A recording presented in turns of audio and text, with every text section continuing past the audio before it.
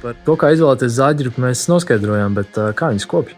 Galvenokārt zāģirības kopšanai ir jāseko līdzi, lai viņas visu laiku ir pietiekami asas. Ja zāģirības nav asas, viņas plēsīs materiālu un lielāks slodzi attiecīgi būs zāģim. Zāģējot sveķainu koku, zāģirībām veidojās sveķu nogulsnes, kas arī ietekmē zāģēšanas kvalitāti. Šeit jūs redzat, kur ir uz zāģirībām virsū izveidojušies sveķu nogulsnes, kas arī ietekmē to zāģēšanas kvalitāti. Un šeit jau ir attīrīta zāģiriba, kas ir tīra bez nogulsnēm.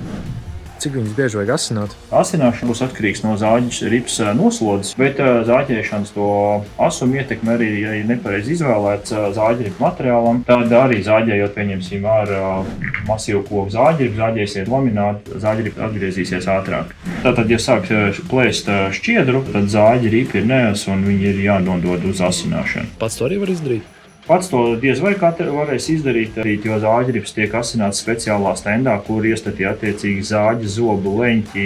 Tad rūpnieciski tas tiek uzasināts. Katram jau ir kaut kāds pazīstams jank visādās garāžās, kurš zina un māk uzasināt, bet pie mums mūsu klienti var nodot pie mums jebkurā no mūsu veikaliem, un mēs saviem sadarbības partneriem iedodam viņu uz uzasināšanu.